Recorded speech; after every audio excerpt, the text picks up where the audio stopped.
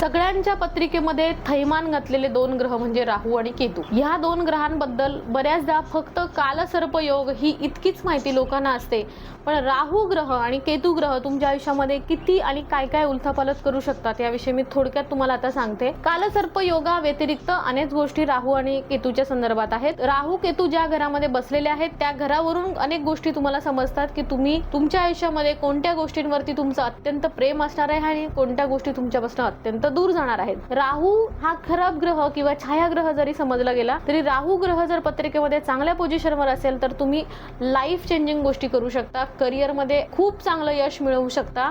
त्याचबरोबर प्रगती होण्यासाठी किंवा फेमस होण्यासाठी राहू ग्रह हा अत्यंत महत्त्वाची भूमिका बजावतो। त्यामुळे तुमच्या पत्रिकेमध्ये राहूची पोझिशनिंग काय आहे ती नक्की तपासून बघा, कारण राहू हा तुम्हाला 0 पासून 100 पर्यंत घेऊन जाण्याची कॅपॅसिटी ठेवतो।